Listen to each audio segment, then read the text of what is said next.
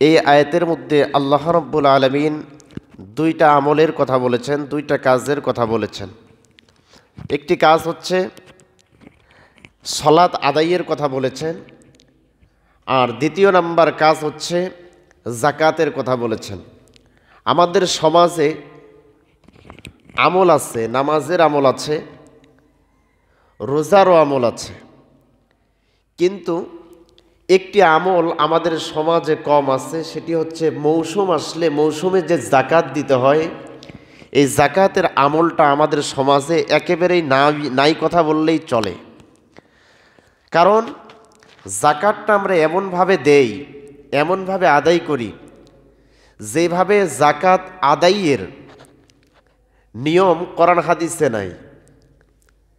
যাকাত আদায় করতে হবে, যেমন দিনে 5 বার নামাজ পড়া কি ফরজ, দিনে 5 বার নামাজ পড়া ফরজ, রমজান মাসে রোজা রাখা ফরজ, এরপরে কালিমা পড়ে ঈমান নিয়ে আসা হচ্ছে ফরজ। হজের মৌসুমে যাদের সামর্থ্য আছে তাদের হজ করাও ফরজ। ঠিক যাকাত দেওয়াও আপনার জন্য আমার জন্য ফরজ।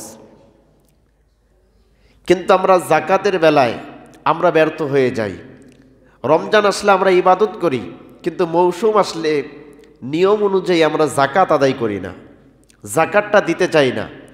আমরা মনে করি যাকাত দিলেই মনে হয় আমাদের সংসারটা শেষ হয়ে যাবে, আমাদের সংসারে মনে হয় ক্ষতি হয়ে যাবে, আমার সংসার থেকে কমে যাবে।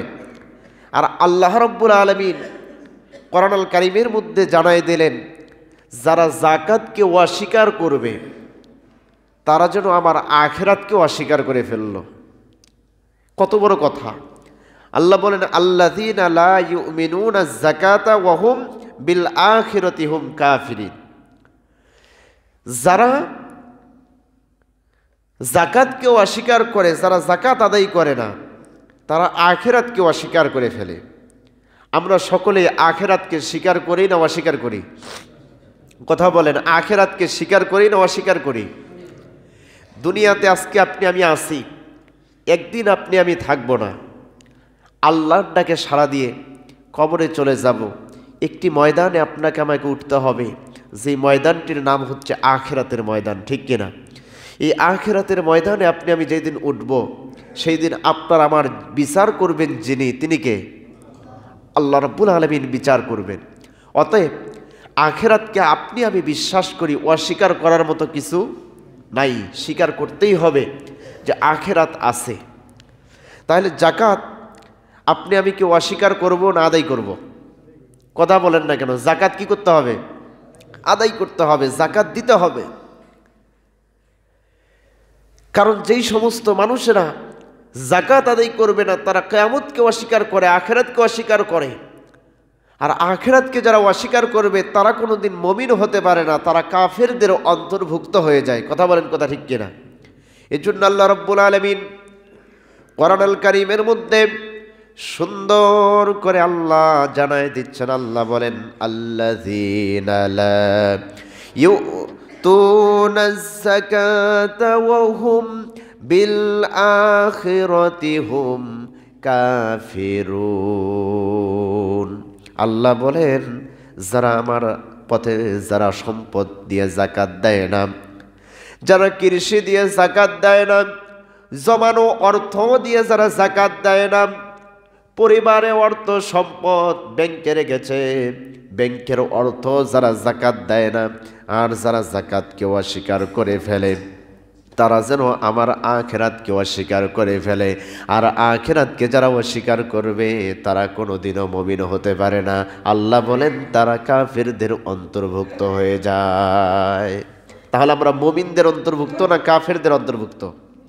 কথা বলেন না কেন? কার অন্তর্ভুক্ত? মুমিনদের অন্তর্ভুক্ত হতে গেলে যাকাত দিতে হবে। আল্লাহ আবার যাকাত দেওয়াটা ইনসাফপূর্ণ যাকাত ব্যবস্থা করেছেন। সবার জন্য যাকাত ফরজ করে দেন নাই, যাকাত ফরজ করে দিয়েছেন যাদের সম্পত্তি রয়েছে।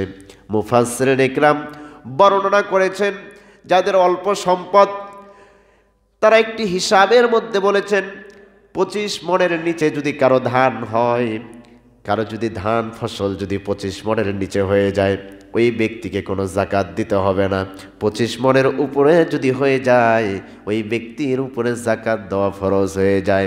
আবার জাকাত শুধুমাত্র এক সমান করে দেন নাই। আমরা ধানের মৌসুমে দুইটা সিস্টেমে মৌসুমে আবাদ করি। একটি মৌসুমে আবাদ করি আল্লাহর রহমতের বৃষ্টি দ্বারা, আর একটা মৌসুমে আবাদ করি মেশিন দিয়া, সেচ দিয়া, ঠিক কিনা? তার মানে আল্লাহ ইনসাফপূর্ণ কত সুন্দর ব্যবস্থা জাকাতের করে দিলেন। আল্লাহ রব্বুল আলামিন বলেছেন, কোনো ব্যক্তি যদি রহমতের পানি দ্বারা, যদি রহমতের বৃষ্টি দ্বারা যদি ফসল আবাদ করে, তাহলে 10 ভাগের 1 ভাগ দিতে হবে। তার মানে আপনার যা হয়েছে 10 ভাগের 1 ভাগ আপনি দিয়ে দিবেন। আর যদি আল্লাহর রহমতের পানি ছাড়া, যদি সেচ দিয়ে আপনার পানি দিয়ে যদি আপনি ফসল আবাদ করেন, ওই ফসলটার 20 ভাগের 1 ভাগ আপনাকে দিতে হবে। তার মানে ইনসাফপূর্ণ বিচার করেছেন কে? যেটাতে খরচ বেশি সেটাতে আপনি কম দিবেন, যেটাতে খরচ কম সেটাতে আপনি দিবেন বেশি। আল্লাহ এত সুন্দর ব্যবস্থা করে দিলেন, আর আমরা মনে করি দিলে কমে যাবে। রাসূলুল্লাহ বলেছেন, কোন ব্যক্তি যখন আল্লাহর রাস্তায় আল্লাহকে রাজি এবং খুশি করার জন্য আল্লাহর হুকুম পালন করে ফেলে, সে ব্যক্তি যেন আল্লাহর নিকটবর্তী হয়ে যায়। বলেন সুবহানাল্লাহ। আমরা নিকটবর্তী হতে চাই কার? কথা বলেন, কার? আল্লাহর নিকটবর্তী হতে চাই। কেন আল্লাহ বললেন যারা যাকাত আদায় করে না তারা যেন আখিরাতকে অস্বীকার করে? কারণ যাকাত দেওয়া যেমন নামাজ পড়া ফরজ, রমজান মাসে রোজা রাখা যেমন ফরজ, এই মৌসুমে যাকাত দেওয়াও সেটাও কি ফরজ। তার মানে ফরজ যদি কেউ লঙ্ঘন করে ফেলে তাহলে আল্লাহর হুকুমকে লঙ্ঘন করে ফেললো, আর আল্লাহর হুকুমকে যারা লঙ্ঘন করলো তারা আল্লাহকেই অস্বীকার করে বসলো, ঠিক কিনা? কারণ প্রত্যেকটা মানুষ যখন কিয়ামতের ময়দানে দাঁড় হয়ে যাবে, কিয়ামতের ময়দানে যখন প্রত্যেকটা মানুষ উঠে যাবে, যেই সমস্ত মানুষেরা দুনিয়ার জমিনে থাকা অবস্থায় আল্লাহর রাস্তায় যারা যাকাত দেয় নাই, যারা যাকাতটা আদায় করে নাই সঠিকভাবে, ওই সমস্ত মানুষদের যখন কিয়ামতের ময়দানে বিচার করা হয়ে যাবে, বিচারে যখন উঠে যাবে, ওই ব্যক্তির নেকির পাল্লার ওজন যখন কম হয়ে যাবে, গুনার পাল্লা যখন ভারী হয়ে যাবে, ওই ব্যক্তি আল্লাহর কাছে সময় চাবে, রব্বুল আলামিন দয়া করে আমাকে একটু সময় দেন, আমি আপনার আখিরাতকে আজকে স্বীকার করে নিচ্ছি, আপনি আমাকে একটু সময় দেন। দুনিয়ার জমিনে আমি আমার সন্তানের জন্য ঠিকমতো নামাজ পড়তে পারি নাই, আজকে কিয়ামতের ময়দানে আমার সন্তানরা উঠে গিয়েছে, যে স্ত্রীর ভালোবাসায় ফজরের নামাজে পর্যন্ত যাই নাই, হালাল হারামের তাওয়াক্কা করি নাই, ওই স্ত্রীর জন্য সব কিছু নিয়ে এসেছি, সেই স্ত্রীও কিয়ামতের ময়দানে উঠে গেছে। রব্বুল আলামিন যেই পিতা মাতা আমাকে এত কষ্ট করে লালিত পালিত করেছে, যেই মা 10টি মাস আমাকে গর্ভে ধারণ করেছে, রব্বুল আলামিন সেই মাও আজকে কিয়ামতের ময়দানে উঠে গিয়েছে। আল্লাহ যদি দয়া করে একটু সময় দেন, তাদের কাছ থেকে আমি কিছু নেকি নিয়ে আসতে পারবো। আল্লাহ ওই সময় ডাক দিয়ে বলবে, বান্দারে তোমার অনেকগুলি নেকির প্রয়োজন, এত নেকির প্রয়োজন নাই, তুমি যাদের কথা বললাম তাদের কাছ থেকে যদি একটি মাত্র নেকি নিয়ে আসতে পারো, তাহলে আমি আল্লাহ মাফ করে তোমাকে জান্নাতে দিয়ে দিব। বলেন সুবহানাল্লাহ। আল্লাহ তো আশ্বাস দিলেন, একটা নেকি নিয়ে আসতে পারলে আমি তোমাকে মাফ করে জান্নাত দিব। ওই বান্দা তখন ছুটতে শুরু করে দিয়ে দিবে, খুঁজতে খুঁজতে সন্তানের সাথে দেখা হয়ে যাবে।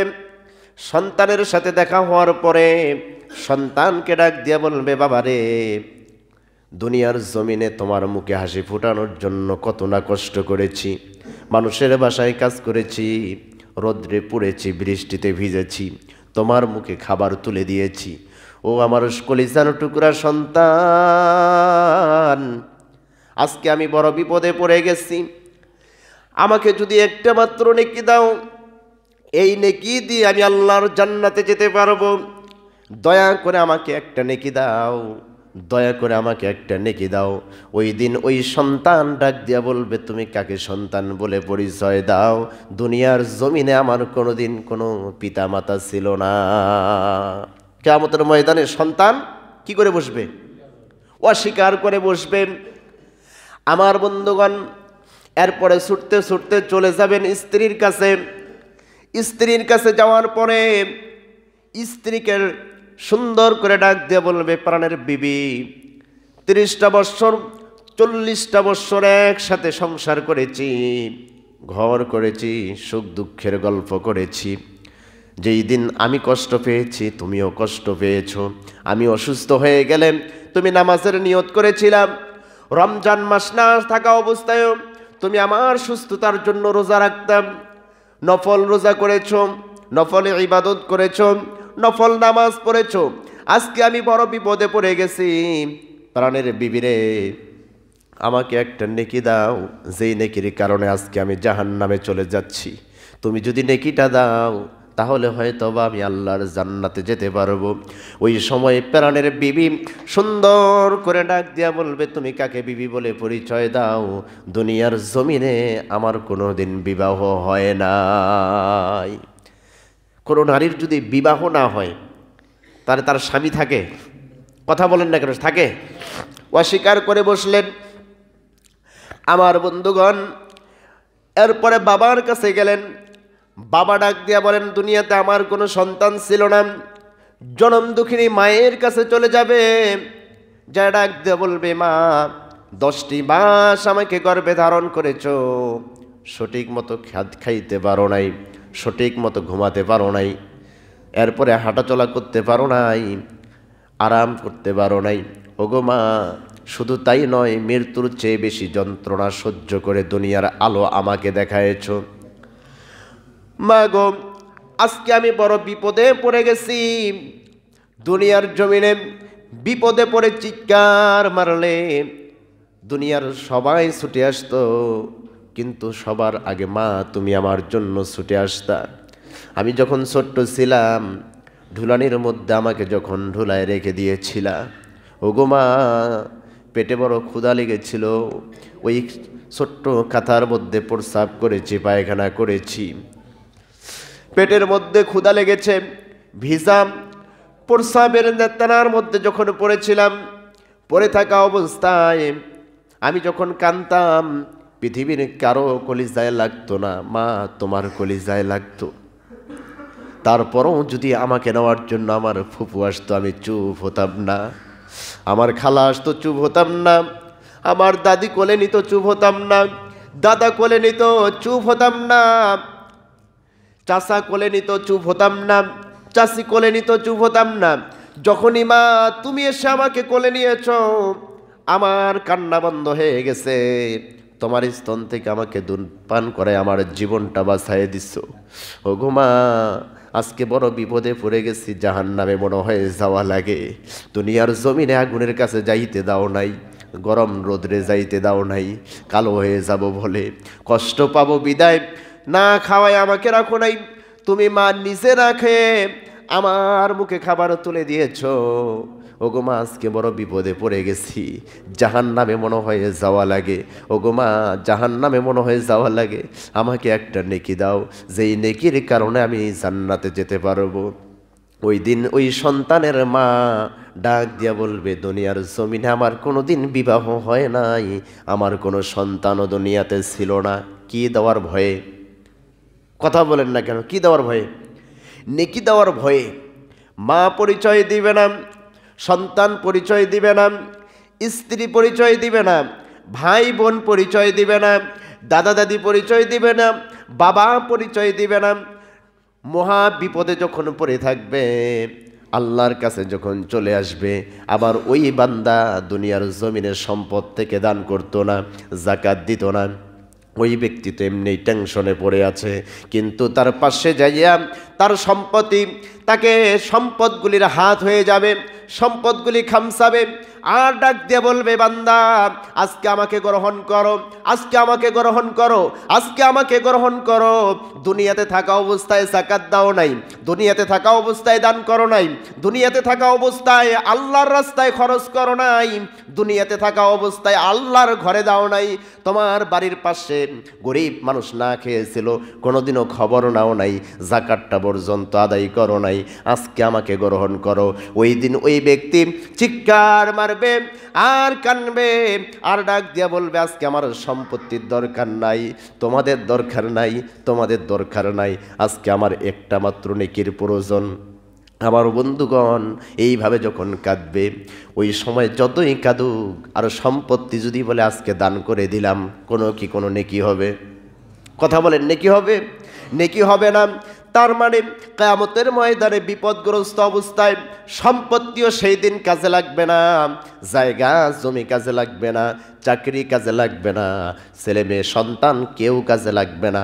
কাজে লাগবে শুধুমাত্র আপনি আমি দুই হাতে কামাই করব, যা কাজে লাগবে তা। ঠিক কিনা? কথা বলেন না কেন? ঠিক কিনা? তার মানে দুই হাত দিয়ে সম্পত্তি অর্জন করেছেন, এই হাত দিয়ে সম্পত্তি কার রাস্তায় দেওয়ার দরকার? কথা বলেন না কেন? কার রাস্তায়? কিন্তু আল্লাহর রাস্তায় দিতে গেলে মনে করে আমার সংসার শেষ হয়ে যাবে, যাকাত দিতে গেলে আমার সংসার শেষ হয়ে যাবে, 5 কেজি ধান কমে গেলে আমার সংসারে অভাব দেখা যাবে, এমন ছোট লোকের মন আছে না নাই? কথা বলেন, আছে না নাই? যারা আল্লাহর রাস্তায় দান করতে কৃপণতা করে, এদের মন ছোট লোকের চেয়েও ছোট লোক। ঠিক কিনা? আমার বন্ধুগণ, আসুন, যেহেতু মৌসুম চলছে, এই মৌসুমে আল্লাহ আপনাকে আমাকে যতটুকু অর্থ দিয়েছে, ধান দিয়েছে, আপনি নিয়ত করেন এই ধান থেকে আল্লাহর রাস্তায় একটি অংশ, যাকাত পরিমাণ, নিসাব পরিমাণ যে মাল আল্লাহ দিয়েছেন, এখান থেকে যাকাতের জন্য আমরা বের করে দিব। আল্লাহ আমাদের সকলকে বুঝার তৌফিক দান করুক। সকলে বলুন আমিন। আমার বন্ধুগণ সকলে বলুন আমিন। আমার